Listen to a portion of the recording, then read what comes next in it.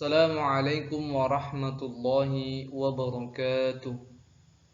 Alhamdulillah, alhamdulillahi rabbil alamin. Wassalatu wassalamu ala asrafil anbiya'i wal mursalin wa ala alihi wa sahbihi ajma'in.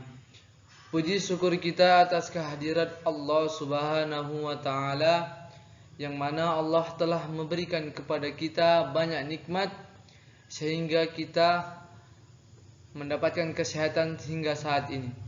Salawat beriringkan salam, marilah sama-sama kita hadiahkan kepada Nabi kita, Nabi yaitu Nabi Muhammad sallallahu alaihi wasallam, dengan melafazkan Allahumma salli ala sayyidina Muhammad wa ala ali sayyidina Muhammad. Mudah-mudahan kita mendapatkan syafaatnya di yaumil akhir nanti. Amin amin ya rabbal alamin. Perkenalkan, nama saya Riki Febriawan. Saya dari Institut Agama Islam Darul Ulum Asahan Kisaran, Prodi PAI Fakultas Tarbiyah dengan NPM 2101020147. Saya di sini akan membacakan tugas akhir dari dosen pengampu Dr. Suhardi SPD MA yang berjudul Al-Hadis. Baiklah, selanjutnya di dalam desain pembelajaran ilmu hadis memiliki beberapa komponen. Komponennya itu, komponen yang pertama adalah KD atau kompetensi dasar. Komponen yang kedua yaitu indikator. Komponen yang ketiga adalah tujuan, yang keempat materi, dan yang terakhir yaitu kuis. Selanjutnya saya akan menjelaskan apa-apa saja kompetensi dasarnya. Yang pertama yaitu menerima keberadaan ilmu hadis sebagai bagian penting dari pemeliharaan ilmu hadis. Yang kedua, bersikap tanggung jawab dan peduli sebagai refleksi dari keyakinannya akan pentingnya ilmu hadis. Yang ketiga, menganalisis berbagai pengertian cabang, pengarang, dan kitab-kitab ilmu hadis. Yang keempat, menyajikan secara logis, sistematis, hasil analisis berbagai pengertian, cabang, pengarang, dan kitab-kitab ilmu hadis.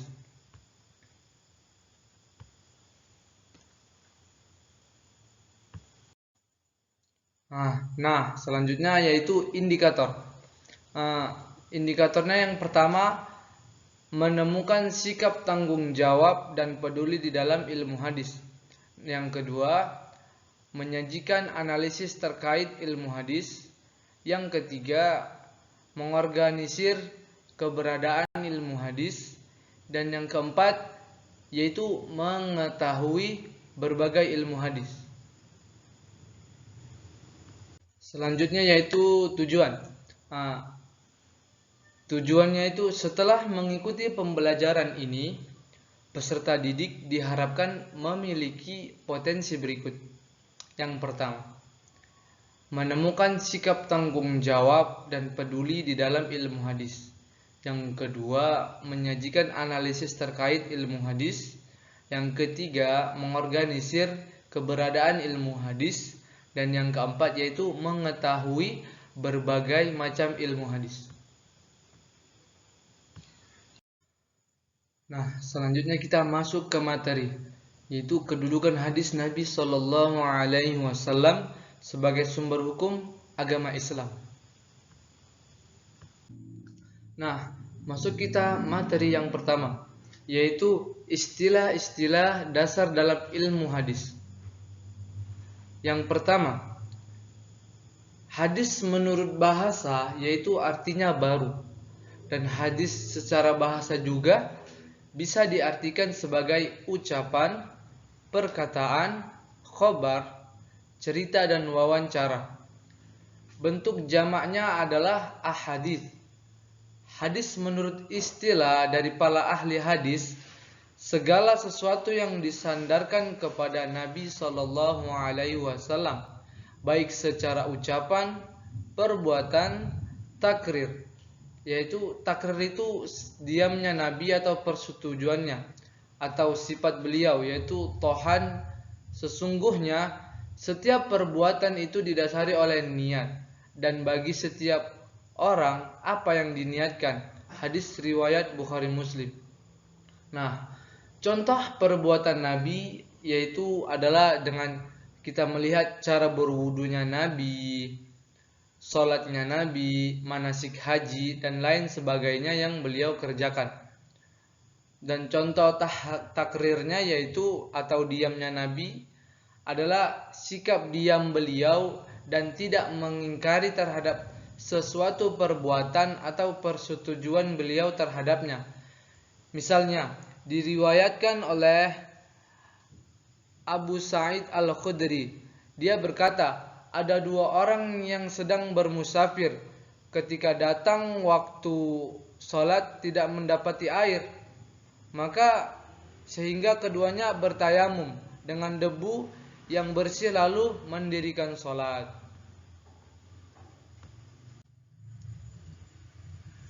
Materi yang kedua yaitu kedudukan dan fungsi hadis. Pada masa Rasulullah sallallahu alaihi wasallam ada sumber hukum selain Alkitab yaitu Al-Qur'an dan As-Sunnah. Di dalam Allah Ta'ala terdapat pokok-pokok yang bersifat umum bagi hukum-hukum syariat tanpa pemaparan rincian keseluruhannya dan pencabangannya, kecuali yang sejalan dengan pokok-pokok yang bersifat umum tersebut, yang tidak pernah berubah oleh bergulirnya waktu dan tidak berkembang lantaran keragaman manusia dan lingkungan dan tradisi masing-masing. Semua tetap begitu hingga Al-Quran merealisasikan gerakan humanitas yang menyeluruh dan kemajuan intelektualitas masyarakat serta menyebarkan keadilan dan kebahagiaan di setiap masa. Al-Quran tetap menjadi penuntun kebaikan kepada seluruh umat manusia, meski bagaimana kondisi lingkungan dan tradisinya. Umat manusia dapat menemukan di dalamnya ajaran yang dapat memenuhi kebutuhan pembentukan hukum untuk mencapai kedinamisan dan kemajuan.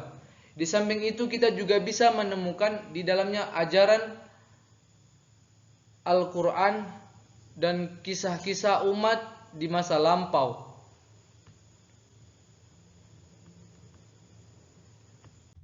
Nah, secara global, sunnah berjalan dengan Al-Quran, menjelaskan yang mubham, merinci yang muzmal, membatasi yang mutlak, dan mengkhususkan yang umum, dan menguraikan hukum-hukum dan tujuannya. Di samping membawa hukum yang belum dijelaskan secara eksplisit oleh Al-Quran yang isinya sejalan dengan kaedah-kaedahnya dan merupakan realisasi dari tujuan dan sasarannya. Dengan demikian, sunnah merupakan tuntunan praktis terhadap apa yang dibawa oleh Al-Quran, suatu bentuk praktek yang mengambil bentuk pengejawatannya atau perwujudan yang beragam. Terkadang merupakan amal yang muncul dari Rasulullah SAW. Terkadang merupakan perkataan yang beliau sabdakan pada suatu kesempatan, dan terkadang merupakan perilaku atau ucapan sahabat Rasulullah SAW. Lalu beliau melihat perilaku itu atau mendengar ucapan itu, kemudian memberikan pengakuan diri dari Nabi Muhammad SAW, dan beliau tidak menentang atau mengingkari, tetapi hanya diam atau justru menilai baik. Itulah yang disebut dengan takrir dari beliau. Pada awal uraian ini, sesudah dijelaskan bahwa dari segi keberadaannya sebagai wahyu dan sumber syariah yang wajib diamalkan isinya, sunnah sejajar dengan Al-Quran, dan dari segi tingkatannya ia berada berdampingan dengan Al-Quran dan dia berfungsi untuk menjelaskan isi Al-Quran tersebut. Selanjutnya kita masuk ke komponen yang terakhir yaitu kuis. Ada contoh kuis di atas, yaitu contohnya apa yang dimaksud dengan sanad menurut bahasa. Jawaban yang benar dari kuis di atas adalah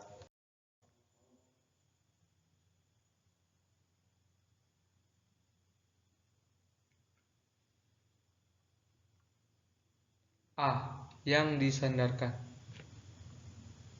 Sekian hasil tugas desain pembelajaran dari saya. Kurang dan lebihnya saya mohon maaf. Assalamualaikum warahmatullahi wabarakatuh.